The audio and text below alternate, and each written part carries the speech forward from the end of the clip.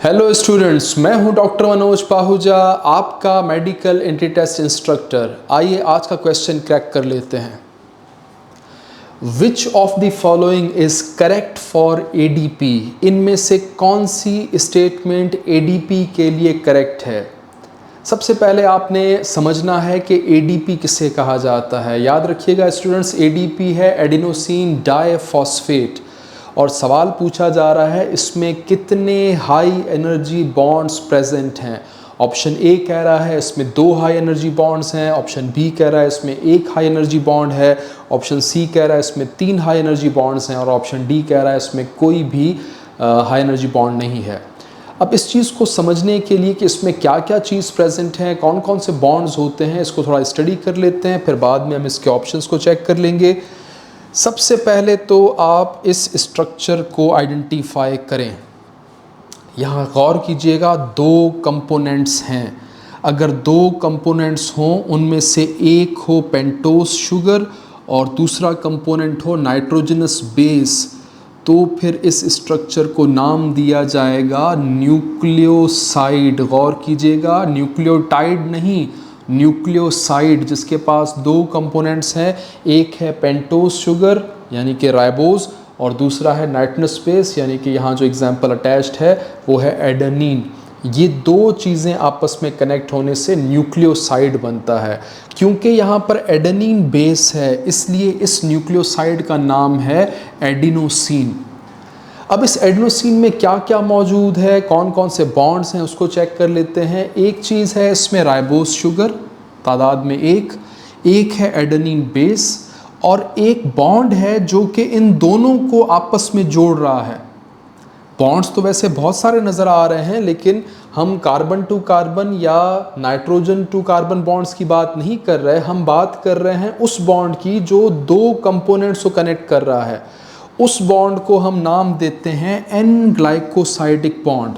गौर कीजिएगा, यहाँ पे नाम आ रहा है ग्लाइकोसाइडिक। ग्लाइकोसाइडिक बॉन्ड जब भी नाम आए तो जहन में मोनोसेक्राइड्स आ जाते हैं। 2 मोनोसेक्राइड्स दरमियान बॉन्ड एग्जिस्ट करता है, ग्लाइकोसाइडिक बॉन्ड। लेकिन यहाँ पर ये जो एन लिखा हुआ है ये इशारा कर रहा है कि भाई इनमें से एक कंपोनेंट है नाइट्रोजनस बेस और दूसरा कंपोनेंट है एक मोनोसेक्राइड राइबोस। अगर एक हो मोनोसेक्राइड, दूसरा हो नाइट्रोजनस बेस, तो जो बॉन्ड बनेगा उसे नाम दिया जाएगा एन ग्लाइकोसाइडिक बॉन्ड। ये वो बॉन्ड है जिसकी तरफ मैं इशारा कर रहा था, एन ग्लाइकोसाइडिक बॉन्ड। और इसकी तादाद कितनी है? 1। एक एन ग्लाइकोसाइडिक बॉन्ड है। ये तो बात हो गई एडिनोसिन की। अब इसके बाद आगे बढ़ते हैं। अगर उस एडिनोसिन के साथ एक तीसरी चीज़ जुड़ जाए, तीसरा कंपोनेंट जुड़ जाए जो कि है फॉस्फेट ग्रुप, तो फिर ये बन जाएगा एडिनोसिन मोनोफॉस्फेट AMP, जो कि एक न्यूक्लियोटाइड है। न्यूक्लियोसाइड नहीं कहेंगे इसको कहेंगे न्यूक्लियोटाइड, क्योंकि इसके पास अब 3 कंपोनेंट्स हैं। कौन कौन से 3 कंपोनेंट? एक है राइबोज शुगर, दूसरा है एडेनिन बेस। यहाँ तक हमने पीछे देखा था, इसको नाम दिया गया था न्यूक्लियोसाइड। लेकिन अब की बार एक तीसरी चीज़ भी कनेक्ट हो रही है और वो हिस्सा है फॉस्फेट। अब अगर ये 3 चीज़ें आपस में कनेक्ट होकर साथ में मौजूद हों तो इस स्ट्रक्चर को हम नाम दे रहे हैं AMP, एडिनोसिन मोनोफॉस्फेट, जो कि एक न्यूक्लियोटाइड है। अब इसके पास क्या क्या चीज़ें मौजूद हैं, गौर कीजिएगा। एक राइबोज शुगर है, एक एडेनिन बेस है, एक इसके पास फॉस्फेट ग्रुप है। और बॉन्ड्स की बात की जाए तो बॉन्ड्स में जो 2 कंपोनेंट्स को कनेक्ट करने वाले बॉन्ड हैं उसको देखना है आपने। इसमें एक एन ग्लाइकोसाइडिक बॉन्ड है, कौन सा वाला? This one. ये जो बॉन्ड मैंने एरो से शो किया है ये राइबोज शुगर और एडेनिन बेस को कनेक्ट कर रहा है। नाइट्रोजनस बेस और पेंटोस शुगर कनेक्ट कर रहा है। इस बॉन्ड को नाम दिया जाएगा एन ग्लाइकोसाइडिक बॉन्ड। ये एक है। और इसके अलावा एक और बॉन्ड है जो कि कनेक्ट कर रहा है फॉस्फेट को राइबोज शुगर के साथ। ये मैंने एरो बड़ा सा शो किया है, चेक कीजिएगा। ये जो बॉन्ड है जो फॉस्फेट को कनेक्ट कर रहा है राइबोज शुगर के साथ, इस बॉन्ड को नाम दिया गया है फॉस्फोईस्टर बॉन्ड। तादाद में ये 1 है और याद रखिएगा ये हाई एनर्जी बॉन्ड नहीं है। ये हाई एनर्जी बॉन्ड नहीं है, ये कनेक्ट कर रहा है फॉस्फेट को राइबोज शुगर के साथ, इसको हम हाई एनर्जी बॉन्ड नहीं कह सकते। तो तादाद में एक फॉस्फोईस्टर बॉन्ड है AMP में, और AMP में याद रखिएगा कोई भी हाई एनर्जी बॉन्ड मौजूद नहीं है। अगर सवाल हमारा AMP से रिलेटेड होता तो फिर हमारा आंसर होता कि इसमें कोई भी हाई एनर्जी बॉन्ड मौजूद नहीं है। अब इससे आगे बात को बढ़ाते हैं कि अगर इस AMP की फास्फोराइलेशन की जाए, इसमें फॉस्फेट को मज़ीद ऐड किया जाए तो बनता है एडिनोसिन डाइफॉस्फेट। एडिनोसिन डाइफॉस्फेट, नाम को समझें, इससे पहले नाम था एडिनोसिन मोनोफॉस्फेट, उसमें एक फॉस्फेट था, अब यहाँ पर दूसरा फॉस्फेट भी कनेक्ट हो जाएगा। गौर कीजिएगा, स्ट्रक्चर चेक करना है आपने। इस ADP के पास क्या है? राइबोज शुगर है। उस राइबोज के साथ क्या कनेक्टेड है? एडेनिन बेस, एक एडेनिन बेस कनेक्टेड है। इसके साथ फॉस्फेट ग्रुप कनेक्टेड हैं। कितने? 2 नज़र आ रहे हैं, alpha phosphate group and beta phosphate group. पहले वाले को अल्फा कहा है, दूसरे वाले को बीटा कहा है। तो 2 फॉस्फेट अगर कनेक्टेड होंगे तो ये स्ट्रक्चर होगा ADP। ये भी एक न्यूक्लियोटाइड है लेकिन इसके पास 2 फॉस्फेट मौजूद हैं। अब चेक कर लेते हैं इसमें क्या क्या कंपोनेंट्स मौजूद हैं। एक इसमें राइबोज शुगर है, एक इसमें एडेनिन बेस है, 2 इसमें फॉस्फेट हैं। कितने फॉस्फेट? 2 फॉस्फेट। और बॉन्ड्स को अगर चेक करें तो एक इसमें ग्लाइकोसाइडिक बॉन्ड है, यहाँ पे मैं इसको मार्क कर रहा हूँ, दिस इज़ ग्लाइकोसाइडिक, इसको मैं जस्ट N लिख रहा हूँ, आप समझ जाएं। ये N ग्लाइकोसाइडिक बॉन्ड है जो कनेक्ट कर रहा है राइबोज को किसके साथ? नाइट्रोजनस बेस एडेनिन के साथ।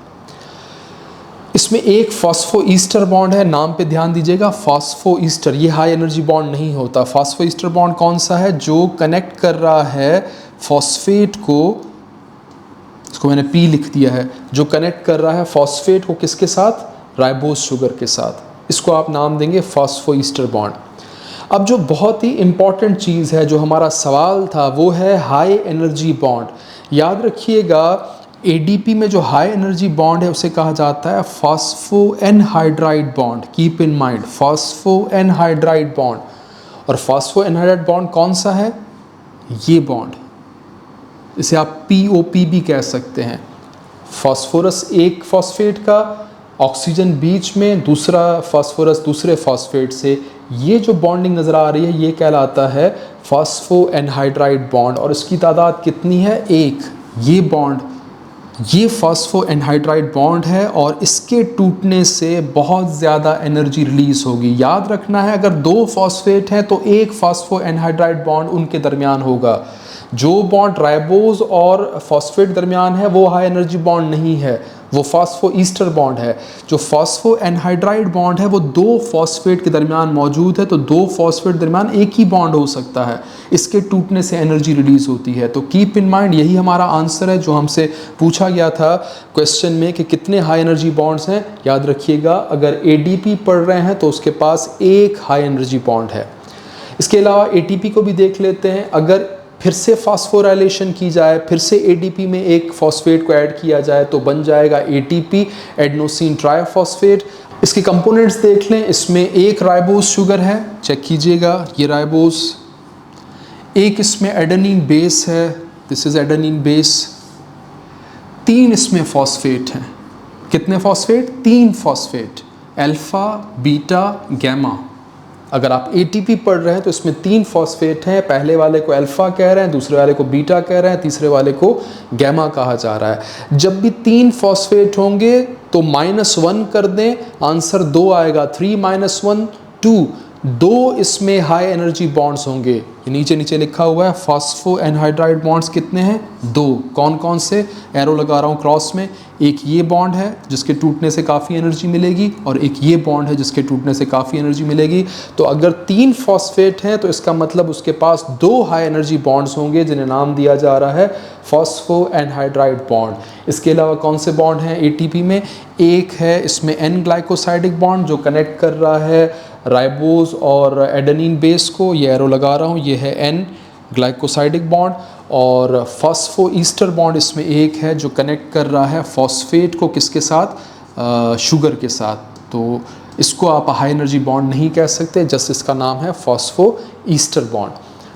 हमारा जो क्वेश्चन था वो एटीपी से नहीं बल्कि एडीपी से रिलेटेड था। तो हमारे क्वेश्चन के हिसाब से जो आंसर होगा, एडीपी में 2 फॉस्फेट होते हैं, जिसका मतलब यह है कि आपने एक माइनस करना है, 2 - 1। उसके पास एक हाई एनर्जी बॉन्ड है जिसे हमने नाम दिया फॉस्फो एनहाइड्राइड बॉन्ड। तो इस हिसाब से हमारा जो ऑप्शन बी है वो करेक्ट बैठता है। आप इसको क्रैक कर चुके हैं, नोट कर लीजिएगा।